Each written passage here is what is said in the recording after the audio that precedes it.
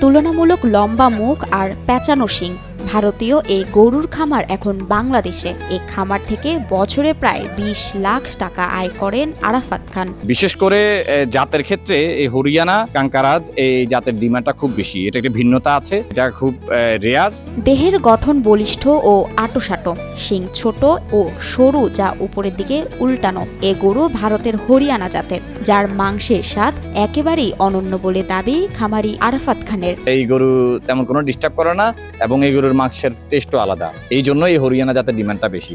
বিশাল আকারের এসব গরু কিনে ক্রেতাদেরও ভয় থাকে না শিংয়ের গুঁতো কিংবা লাথি খাওয়ার। বাহ্যিক গঠন ভারী হলেও বেশ শান্ত স্বভাবের হয় হরিয়ানা ও কঙ্কারাজ জাতের গরু, তাই এদের লালন পালনে তেমন বেগ পেতে হয় না বলে জানান দায়িত্বরত রাখাল।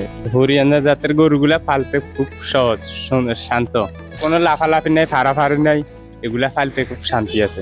ডেলি ২-৩ বার গোসল হাত ধোয়াই সুন্দর মতন, কোনো রকম যেন ময়লাটা না লাগাতে পারে এরকম শৌখিন বাজে রাখে। ভারতীয় এই গরুর খাবারের তালিকায় নেই ভিন্ন কিছু। দেশি গরুর মতোই ঘাস খড়ই এদের খাবার। অর্গানিক উপায়ে সাইলেজ, খড়, ঘাস আর হচ্ছে দানাদার। মায়ের নামে খামার করেছেন আরাফাত। ফেনীর পৌরসভার পাঠানবাড়ি এলাকায় পৈতৃক জায়গায় গড়ে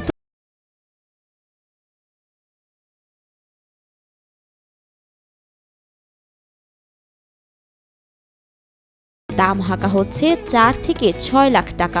একটার এক এক প্রাইস, ৫ লাখ, ৬ লাখ, ৪ লাখ, ৩.৫ লাখ, ৩ লাখও আছে। এটা হচ্ছে ৫ লক্ষ টাকা, ৬ লাখ টাকা। এটা হরিয়ানার আরেকটি বলদ হচ্ছে এটা লাইভ ওয়েট আছে ৭৫০ কেজি, এটার প্রাইস হচ্ছে ৬ লক্ষ টাকা।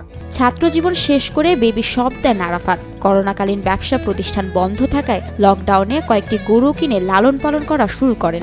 এ সময় প্রাণীদের লালন পালনের মায়ায় পড়ে পুরোদস্তুর হয়ে পড়েন খামারি। ছোটবেলা থেকে এই স্বপ্ন দেখা, সেই জায়গা থেকে এই সেক্টরে আসা। প্রথমে মাত্র ২টা হরিয়ানা জাতের গরু দিয়ে শুরু করেছিলেন যাত্রা। দিনে দিনে বাড়তে থাকে এই গরুর চাহিদা। ক্রেতাদের চাহিদা মেটাতে রীতিমতো হিমশিম আরাফাত। সারা দেশ থেকে এই গরু কিনতে তার খামারে আসেন ক্রেতারা। এই বছর প্রায় ২০টার উপরে কালেকশন করছি। এটার ডিমান্ডও খুব বেশি। ঢাকা, চট্টগ্রাম থেকে যারা আসে তারা এই হরিয়ানা বলদগুলো খুঁজে। এবং আমি যে 10টা বিক্রি করেছি, ও 10টার মধ্যে 6টাই নিয়েছে ঢাকা থেকে, ঢাকার কাস্টমার, আর 3টা নিয়েছে চট্টগ্রাম। এখানে হরিয়ানা জাতের কিছু গরু কালেকশন আছে, এগুলো আসলে বাজারে সচরাচর দেখা যায় না। এখন দেখি যদি দামে পড়ে তাহলে দুটো নিয়ে নিব। আর ৫-৭ জনের চেয়ে ব্যতিক্রমী খামার করতে চেয়েছিলেন আরাফাত। দেশে আছে লাখো খামার, তাদের থেকে নিজেকে আলাদা করতে ও ক্রেতাদের নজর কাটতে হরিয়ানা জাতের গরু পালন শুরু করেন বলে জানান তিনি। তো বাংলাদেশে হাজার হাজার খামার আছে। আমার কাছে অন্য জায়গায় অন্য খামারে না গিয়ে হাসিনা এগ্রোতে কেন আসবে? আমার বিশেষত্বটা কি? এই হরিয়ানা জাতের, কাঙ্কারাজ জাতের স্পেশাল যদি কালেকশনগুলো আমি দিতে পারি, তাহলে আমার এখানে কাস্টমার ইমপ্রেস হবে।